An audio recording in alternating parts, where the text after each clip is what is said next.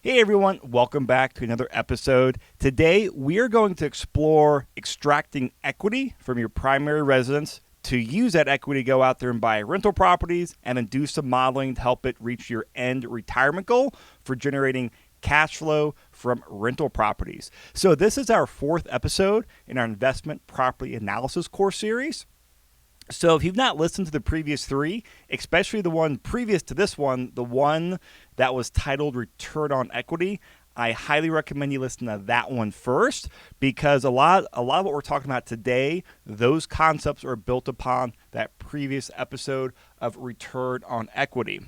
So a little more bit of a preview here. The numbers we talk about today is something that a lot of Denver homeowners can probably relate to. If you've bought your home the last, 3, 4, 5, 6 years ago, you're sitting on some equity. And oftentimes that equity can be a six-figure amount. So as we discussed in the last episode, there is an opportunity cost to that equity, not only in your rental properties, but also your primary residence.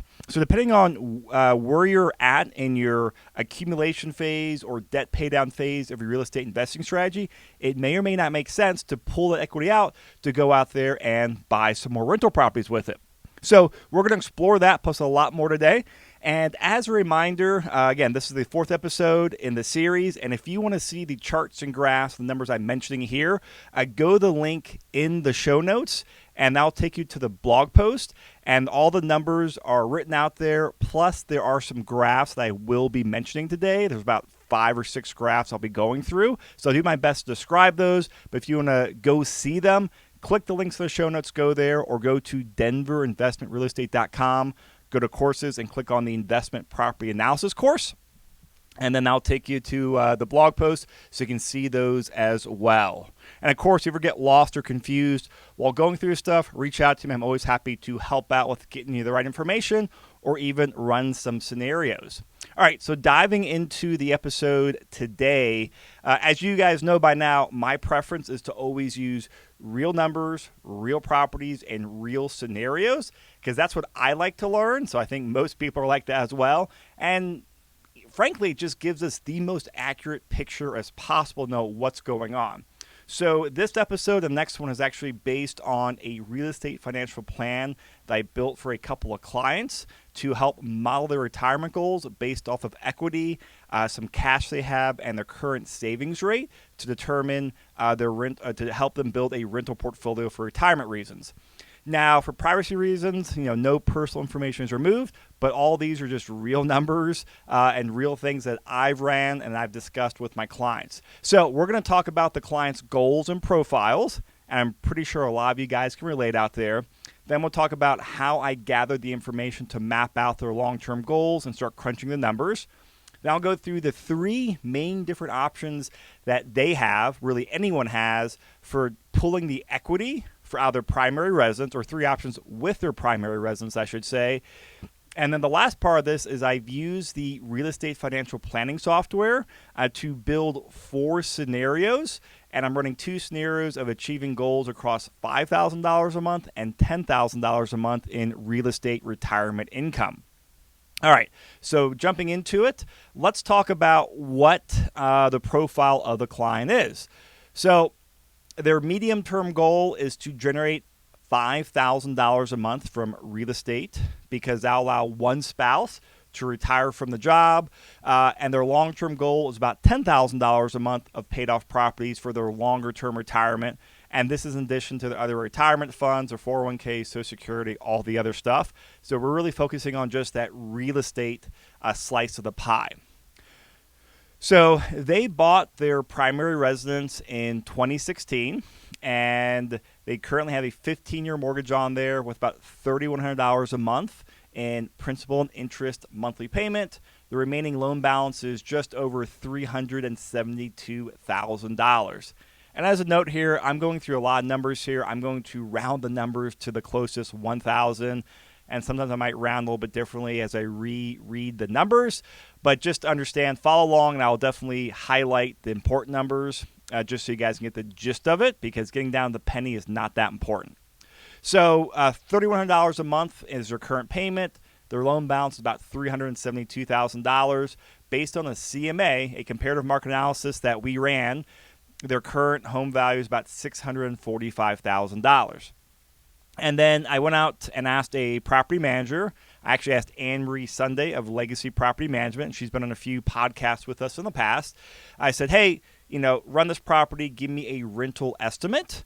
And what she said, and I'm just reading from her email here, I always like to go higher, and as such, I would love to try to get $3,195, and we can, but for budgeting purposes and time of year, maybe we plan for $2,800 to $3,000, I think, to be more conservative. Again, it's always useful to go visit the home, get a better feel, but those are numbers based on what she can see from reading the property. So for my modeling, I'm keeping it simple. I'm going to assume $3,000 a month just to make numbers a little bit more simple. So a little more about the client profile here. It's a married couple. They have 2 young children, and the children recently got accepted into the desired elementary school, and then they want to stay within the current school district because taking the real estate investing side out of it, their personal side, their personal goals and requirements, they got into a great school district or a great elementary school, and they want to stay on that track and keep their kids in there. So since we're talking primary residence, these are some of the facts that we have to start putting into here and start weighing what's the best option, and it's not just numbers and spreadsheets. So currently both spouses work, and as I said earlier, that $5,000 a month goal is to help one do an early retirement. So in addition to their primary residence, they have a cash flowing condo that they purchased in 2018 here in Denver. And the monthly savings rate from their job income, so non-rental cash flow income, is about $1,000 a month. And out of all the capital they already have saved, they've got about $55,000 of capital earmarked for real estate investing. All right, so looking at these numbers, very high level, here are some initial thoughts of mine, is that they're sitting on a lot of equity. They have a lot of real estate piggy bank, so about $273,000. So I'm just subtracting I think we said the property was worth about $645. I subtracted the loan balance about $373, and that gives about $273 of equity. So everyone say thank you, Denver, for the gift of equity, because I know they are not the only people to experience that. So a couple other details about them. House hacking, where they are going to have roommates or tenants to help reduce their living cost, is out of the question since they have a family and they don't want, they want to just keep the home just for themselves and their family, which I completely understand. And then looking at nomading, which is where they can move around a couple of times into owner-occupant properties, not have roommates and tenants, but to move out after a couple years and then turn that property into a rental. It isn't ideal since they are raising a family and they do want to stay in their current school district, but they are happy to move once or twice, as long as they can stay within the same school district, if it's going to significantly move the needle on achieving their goals. Okay, so the very first option here that I always like to look at when we're analyzing someone's primary residence and then putting in terms of what we can do with that in terms of building a rental property. Should they simply move out of their primary residence, buy a new one, and convert it to a rental property? So kind of depends on who you talk to about this, but I don't need to spend very long. Great, the house is worth $645,000 and it rents for $3,000 a month. That's not a great rental property. We have yet to buy any rental properties above $600,000 with an estimated rent of $3,000. They're just a very poor rental property. I haven't run the numbers, but it's probably a 4 cap-ish or so rental property if you're to buy it. So, again, from a very high-level overview, $645,000 to bring in $3,000 a month in rent, or we're buying these 3-bedroom, 2-bathroom condos in Aurora for $200,000, so a third of the price, but they're renting about $1,800, $1,850 a month. So for about a third of the price, we're getting about 2/3 of the rent. So it's a much better rent-to-price ratio or a higher cap rate. So some people might say, hey, that makes sense to go out there and keep the property and turn it to a rental since you have a smaller loan balance on there. But it really depends on what the person's goals are. And I know these clients, They're in the accumulation phase of the real estate investing strategy, so they need to accumulate more properties and not just start paying things off. So from a very high-level overview, hey, the property they have, if it made sense as an okay rental or great rental, I'd say, hey, keep it. If this was a $400,000 property that rented for $22, $23 a month, hey, might make sense to keep because, yeah, while it's not the best rental, it's a pretty good rental they have. But these numbers are just too high in my mind. So right off the bat, I don't think this is a great option for them. So I did not recommend it, but we did discuss it. Option 2 is to stay in their primary residence and then pull out equity to buy more rental properties. Now, in the previous episode, we talked a lot about this, running some cash out refinance scenarios. So conceptually, it's going to be the same, but since it's the primary residence, they definitely can get some better terms on there and have a few different options. So what we did here, again, we always like to get the most accurate numbers as possible, and this is where I always lean on other people and other professionals. Man, I'm having a hard time talking today. So the loan officer that did their rental property on their condo last year is Lonnie Glessner. He's a senior loan officer at Draper and Kramer Mortgage. So we reached out to Lonnie and asked him to run some numbers on their current primary based off of the current loan balance, the current value that we estimated. And he sent us back a great email that I'm going to just summarize here. Since this is a primary residence, they can actually go above a 75% loan to value ratio, but then it becomes a high balance loan to do an 80%. And I don't quite know all the details of that, but basically once you get above that 75% loan to value ratio, you do become a higher risk to the lender because there's less equity in the property. So he's assuming an appraised value of $645,000, and these are all 30-year fixed rate options. And at the time of this recording, these were about probably 6 weeks ago. Not that interest rates have changed very much, but right now we are in December of 2019 is where I'm reading these numbers, and these are, I think, from September, October this year. But again, in this time frame, rates have not changed much. So if he did the 80% loan to value or high balance loan, get a total loan balance about $516,000, and that would then pay off the current balance, the current loan of $373, I think we said, and then he had the difference left over for cash. So it would be a rate of 4.375% with a P&I payment, so just principal and interest. When we look at refinancing, we generally don't look at taxes and insurance because those are the same regardless of your mortgage options. Because those are operating expenses, not lending or not mortgage cost. So a 4.375% rate with a P&I payment of $2,576, so just under $2,600. So they could also buy a point, which is 1% of the loan balance, so about, $5,000, and they could lower their rate from 4.375 to 3.875, so that's a half a point there. So that would drop their payment about $150 a month from $2,576 to $2,426. So now looking at the second option on here, it's a 75% loan to value, which is the more normal one. And since it's less risky, it's on a high balance loan, so you'll get more favorable terms and a better rate because it's less risky to the lender and the person that holds the note at the end of the day. So 75% of that $645 purchase price would be a total loan value of about $484,000. And that would give him a rate of 3.875% with a P&I payment of $22.75.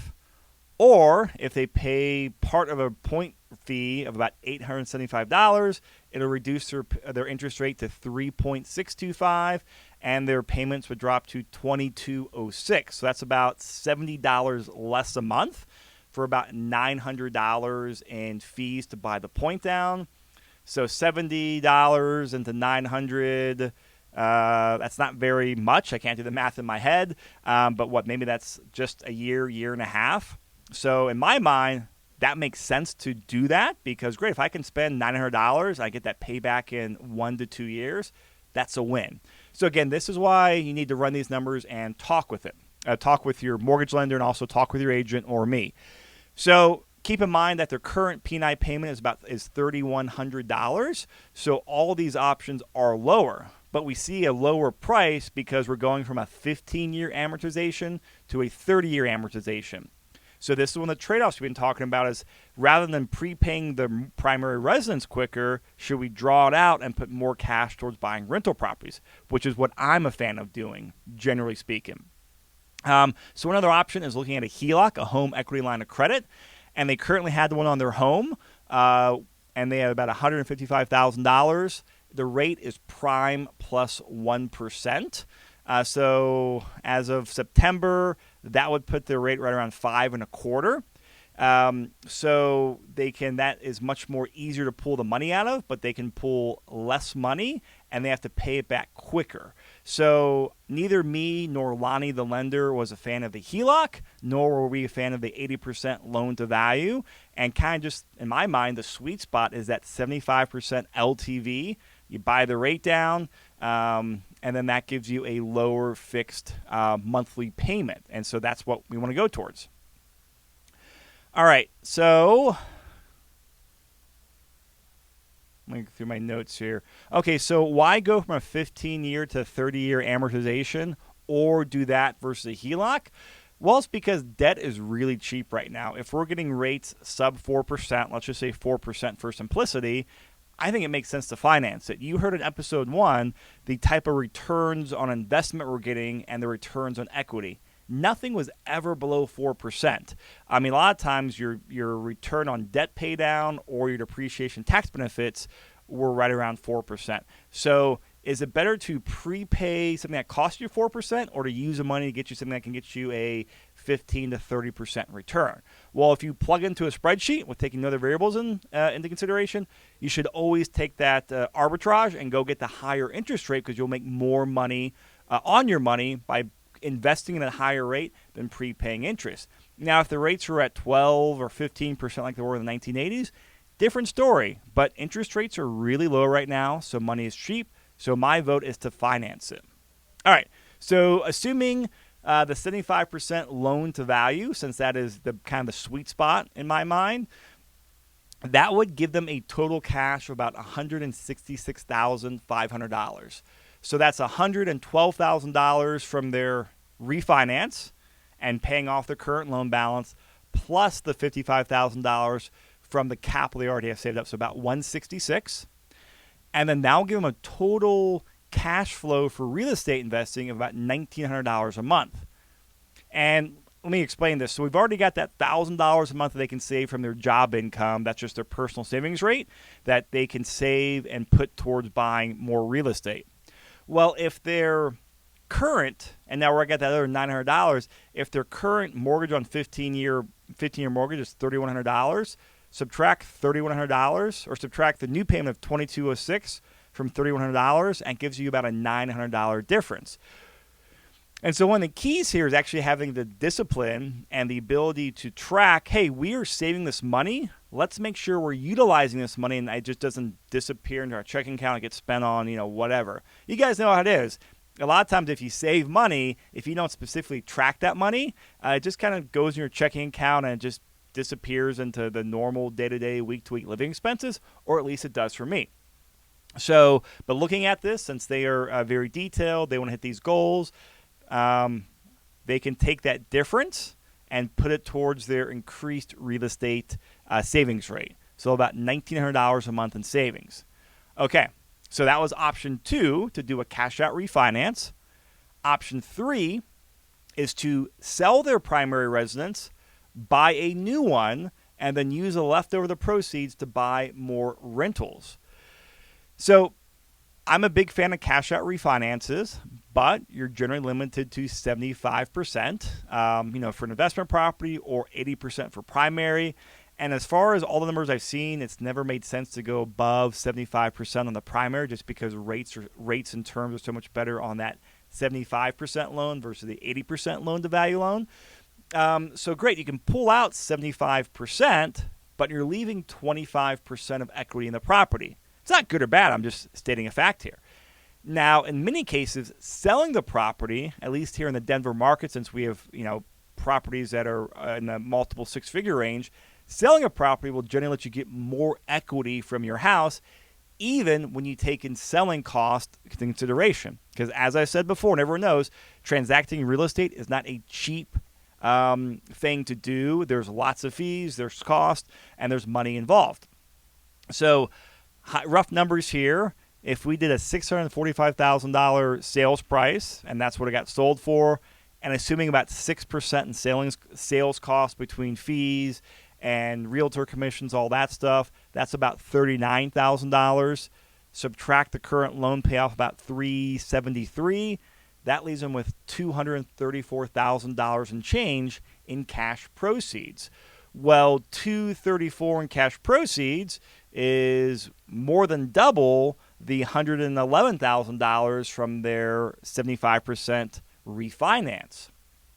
But a couple things to consider here is that they still need a place to live, and they have to move, so there's a lot of hassle with that, and there's other costs associated with moving. So I'm not factoring a moving cost or the hassle of moving, because that's very hard to quantify in a spreadsheet.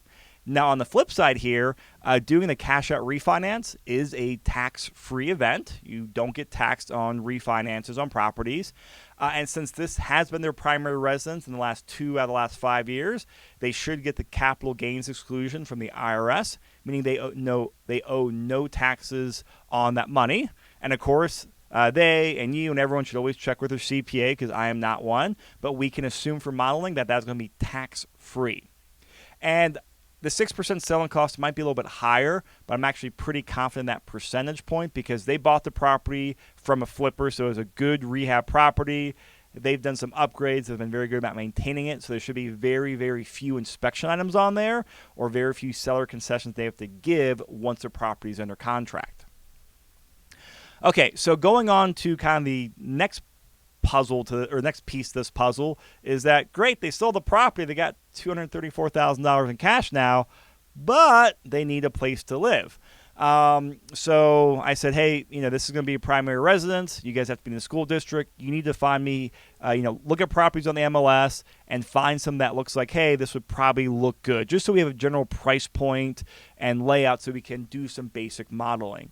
So they sent over a 5-bedroom, 4-bathroom house that was on the market for about $525,000. So first thing is, great. That is a less expensive property than the one they're selling, which is, hey, if you can do that, that's always a great move, because that helps keep the payment lower. So since I'm a fan of leverage and they want to accumulate right now, we're going to keep things simple and say they're going to put the least amount of money down this property, which should be a 5% down conventional loan. So 5%, $525 is $26,250. Plus, let's say about $5,000 in closing cost. And it might be a little bit more, a little bit less, but it gives us an idea of some ballpark. So about $32,000 in cost for buying the new primary residence.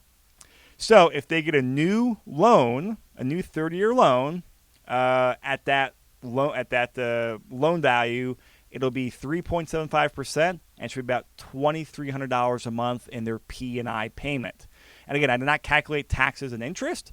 Taxes and insurance, because it should be pretty similar to the property just sold, and we're trying to kind of keep those operating expenses separate. They're already paying for that separately outside of what we're talking about, so now we are trying to keep things apples to apples. Okay, so that new payment of $2,300 would be less than their current payment of $3,100. So now we have another spread there that they can take that money and save. So their total monthly savings rate for investing will be about $1,800 from this model. $800 from the difference in monthly mortgage payments, plus their $1,000 in the current monthly savings rate. Their total cash for investing will be about $258,000. So what I did here is I took that $234,000 from the sale of their property, added in the $55,000 from their capital for buying more property, and then subtracted about $32,000 out to come, to buy the new home, to buy the new primary, and about $258,000 to save.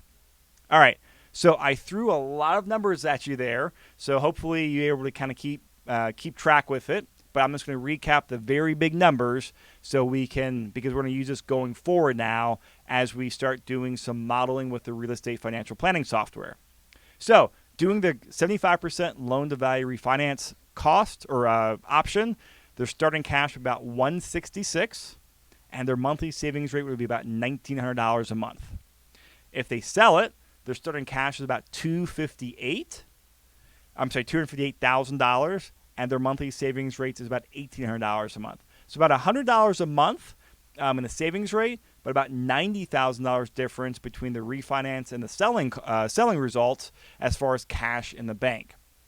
Now, as I'm running this model, and if you guys have seen the real estate financial planning software, or if you've seen it, you know it's very complex and it's a beast that can do some amazing modeling. If you have not, I would definitely recommend you go check out the 3-part series we did on how to build a 10-property rental portfolio that we did with the creator James Orr about a year ago. And I'll put a link in the show notes here too, because it really goes through screen by screen of how to plug in the data. And I think it's very impressive to watch to see how everything puts in there. So you have to put in a lot of assumptions, a lot of variables. So I built out the model for all of this. I'm not going to go in all the details of it just because I want to keep focused on the numbers here. So here are the assumptions I used. They take all this cash and they have to put it somewhere. So I like to be safe and conservative with my cash for investing. So I'm assuming that they'll put it in something similar like an Ally bank or an Ally savings account, which is what I use. And if I recall, they use a different bank, but a similar online account will get right around 2% in interest. So currently, Ally is paying 1.9% in interest. So that way they're earning a couple dollars while they're saving up money and buying rental properties.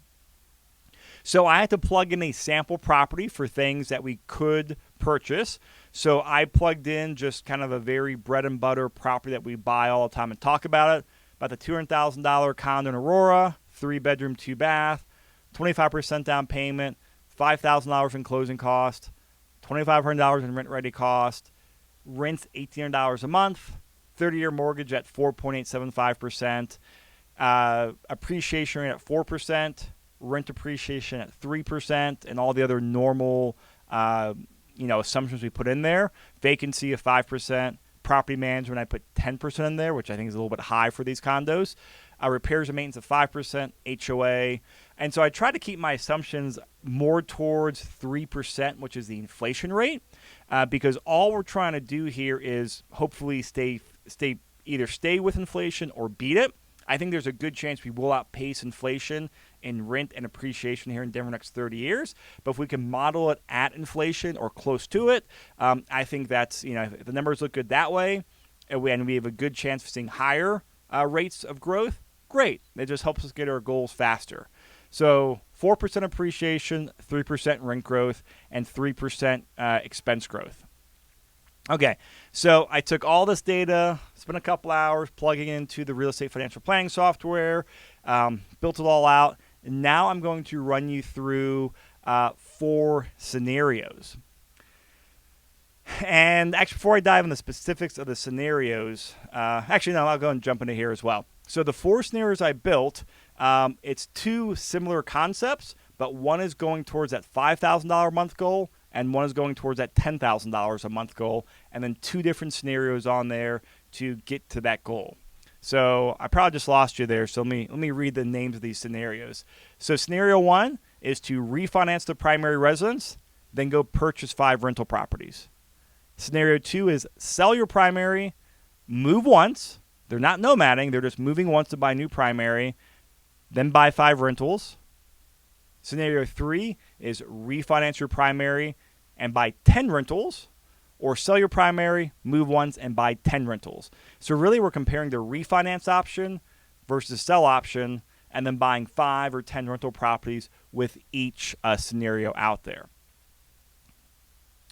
So the way the modeling works is each scenario, the way the logic works in the software, the way I program the rules in there, is that each scenario will run to get by those 5 or 10 properties until it achieves that goal. And it's going to do that by taking the initial cash from the sale of the refinance, plus the personal monthly savings rates, plus the rental property cash flow. It puts it all into one bank account. and then it'll buy as many of those properties as quickly as possible while never letting the account's balance drop below $25,000. So I put $25,000 in there to kind of keep the basic reserve account in there. So, we don't want to get down to $2 and a speed bump and all of a sudden we lose 3 rental properties. So I kept $25,000 in there as a buffer. So the scenario will take all the starting out cash, the savings rate cash, the rental cash, and say, great, we got this amount of money. We can go out there and buy 3 rentals now or 2 rentals now. Or as we save every month, we build up the bank account enough to buy the next rental property. And of course, every month as we're going forward, the inflation is kicking in. So it's assuming expenses are going up, rents are going up, prices are going up. All those variables we put in there, it's going to go up. So that way, everything is staying a pretty good apples to apples comparison. And then the rule, like the logic rule I programmed in there, is that once the scenario has achieved the goal of buying 5 or 10 rental properties, a new rule kicks in that stops buying property and then takes all the property cash flow from the rental cash flow and the monthly savings rate and then starts going towards debt pay down in a snowball method. So rather than it being save, buy, now it's like, great, we've met our goal. Now we're done with the accumulation phase of our investing, and now we're going to be in the debt pay down of our investing so we can maximize cash flow to help us retire. And generally speaking, that's going to get you to the goal the quickest. So again, the scenario is going to buy those properties as quickly as possible.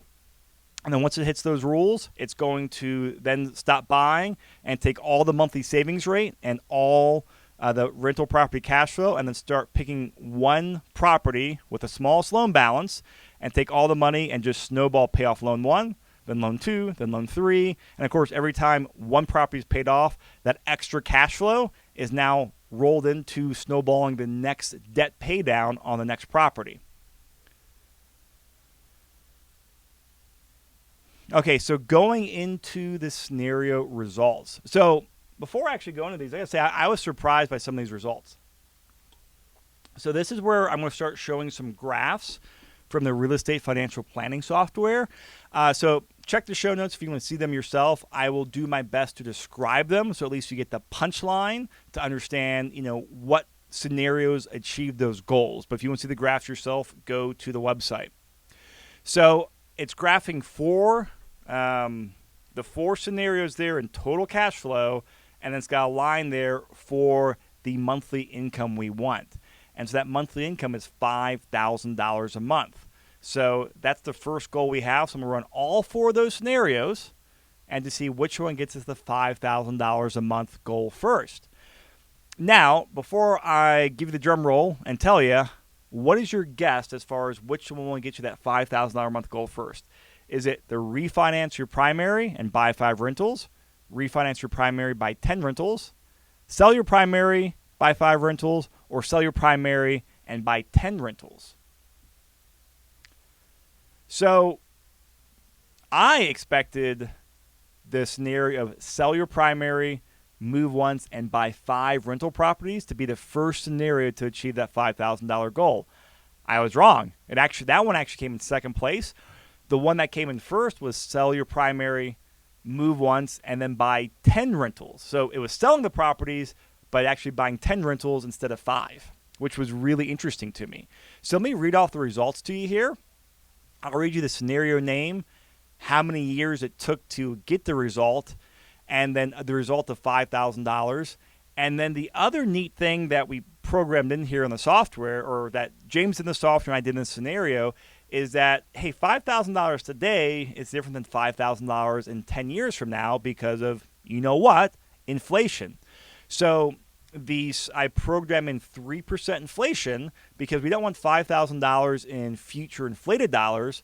We want the equivalent to $5,000 today. So that's the way I always think about retirement, because it's much easier for myself and all my clients to conceptualize, my expenses today are this, and this, and this, and this. Okay, so I need about $8,000 or $5,000 or $10,000 a month. So I think that's a lot easier to assume that going forward, in 10 years, you're going to have similar expenses and everything will have inflated. Now, some might inflate more, some might inflate less, but it's much easier to model and conceptualize versus trying to get all this time value money stuff, because that just gets really wonky and really hard to understand fast. All right. So I'm also going to read off to you the future inflated dollars. That's the equivalent to $5,000 when this scenario hits its goal of generating $5,000 a month. So the winner for $5,000 a month is sell your primary, move once, and then buy 10 rental properties. That will take 5.4 years, and at that time it'll be $6,038 a month in income. The second best was sell your primary, move once, and buy 5 rental properties. That'll take 6.4 years, and the future equivalent will be $6,112. The third scenario is refinance your primary and buy 10 rentals, and that'll take 7.4 years, and that'll be at $6,364. And the fourth option, or the fourth scenario, is refinance your primary and buy 5 rentals, and that will take 9.2 years, and at that point, you'll need $7,263 a month in income. All right, so a couple of important numbers to note here on here. I've already talked about the inflation, but something else I use to calculate here is what we call total true cash flow. And this is what we kind of talked about in episode 1 on the 4 ways you make money in real estate, is that I'm assuming the cash flow you get plus the depreciation tax benefits, because it is cash flow at the end of the year. So we're trying to look at it as holistically as possible to maximize that cash flow. So I'm reading these numbers here. That's not just your cash flow from the properties, but it's also taking into account your depreciation benefits. Now, whichever way we want to look at it, hey, you can do either way. You can say, great, I just want to look at cash flow, and depreciation will kind of be my buffer. Or you might want to calculate it on because, hey, if I got $5,000 a month of income coming in, that's all I need. I already got my buffer built in there. So it depends on how you want to slice and dice it. There's no right or wrong. The only important thing to know is to make sure you're looking at it the correct way. And yet, I would recommend you at least look at both of those types of returns because they are cash now in your pocket, and you can decide what to do on there. So those numbers I read you are what we call total true cash flow, and that is rent minus expenses minus your mortgage payments. So that's your cash flow plus the tax benefits you get in there. And so I forget what tax bracket I put in there, but it calculates the depreciation of the property multiplied by a tax bracket. It does a really good job of calculating that out as well. So that and the inflation are the two things to keep in mind on that scenario. And the next one we're going to talk about here on $10,000 a month. All right, so hopefully I've not lost you yet. So just to recap on that before I move on, for that $5,000 a month, the scenario of sell your primary, move once, buy 10 rentals, that gets you there the quickest of 5.4 years, and will be about just over $6,000 in money in 5.4 years. Okay, so now let's take those same scenarios, but now we're changing the goal from $5,000 a month to $10,000 a month, and let's see which one wins. So before I go into it, take a second and take a guess which one is going to win. Is it going to be the sell and buy 5 or 10 rentals, or the refinance and buy 5 or 10 rentals? Well, I can tell you off the bat, it's not going to be one of the two options with buying 5 rentals, because that just does not give you enough cash flow to achieve that goal of $10,000 a month. So I knew that starting out, so kind of set those two up for failure, but I thought that might be the quickest way to achieve that $5,000 a month goal, and then that would achieve that medium-term goal there for the clients to where one spouse could, retire or scale back. And at that point, their whole financial picture is going to change, and that might impact their savings rate. It might increase their savings rate. I'm not really quite sure. So that's why I want to build the 5 in there, because it might make sense. Because I actually assume that buying the 5 rental properties would get you that goal the quickest, and that might be the better route for their personal goal of retiring one spouse early, and they could figure out the second phase getting $10,000 a month. So that's the main reason I ran the 5 rental properties in there. So I was surprised that one won. All right, so we know the 5 rental properties are not going to get you there. Now, the same two scenarios with the same concepts of, great, we want to take all the cash we're starting out with, our monthly savings rate, plus all the rental cash flow. We're going to buy properties once we have enough money in the account, and we're going to save, buy until we get to 10 properties. And then we go from savings and accumulation to taking all that money and doing a debt snowball pay down on each property, and all the money go towards one loan, and the second, and the third, and the fourth, and the fifth, and so on until you hit the 10th. So same logic on here. Now we've just moved it from 5 to 10 rental properties. So the winner is, this did not surprise me here, it was selling the primary, moving once, and then buying 10 rental properties. And that would take 12.4 years. And that $10,000 in 12.4 years inflates to $14,500. Now, the second winner was refinance your primary, buy 10 rental properties, and it would take 14.25 years, and it'd be worth about $15,800. So really, it's going to take about 2 years longer by the refinance option versus the sell option to go out there and achieve that $10,000 a month goal. So this is where I want to take a break before I move on here and move on to the rest of these charts. We have to kind of take into start balancing out your investing goals, the fact that, hey, we are running models and they are not 100% correct, because reality happens and models are models, and also just with your investing versus your personal goals. So going out there to achieve $10,000 a month in income in rental properties, whether it takes 12 or 14 years, I would consider that to be a pretty good margin of error regardless of just buying properties based off of life circumstances, market circumstances, bad times, good times to the market. Might be a little quicker, might be a little bit less. But, assuming that it might take me 2 years difference, 10, 12 years from now, that's not a huge number in my mind, especially when you're looking at, great, I have to move my family, buy a new house. Hey, is the chance of us retiring 2 years early or getting that goal 2 years early, is that worth all the hassle right now? Or is the place we live in, is that just a perfect place right now for our family and we want our kids growing up here? I can answer that question. You can't answer that question. Or I say you can't answer that question, or I can't answer the question for my clients, just like they cannot answer that question for me or you. So this is where it kind of becomes more of a personal decision. What's the better route to do? But regardless, I can tell you, both of those routes are better than converting that property to a rental property, or not pulling out any equity at all and just taking that $1,000 a month and $55,000 in capital. This gets them that goal much, much quicker. All right, so couple more charts are in here, but those are going to be, I'm not looking at that. That's too much to cover in a podcast. Basically, it's just going into some very detailed nuances about the true cash flow and how they taper off after the 27.5 years. If you want to see them, go to the blog post. But from the high-level conceptual punchline that you can pull equity out to refinance or sell your properties, it's not going to have an impact on there. So I already kind of did the recap here as far as what gets you the quickest. To recap that, to get that $5,000 a month or that $10,000 a month goal, the best scenario is to sell, move once, and then plan on buying 10 properties before you go out there and do the debt pay down. So that's kind of what I'm inclined towards reading this. But what I wanted to do, and I did, is great. We ran all the scenarios. I sent it over to my clients. They reviewed it. We talked about it.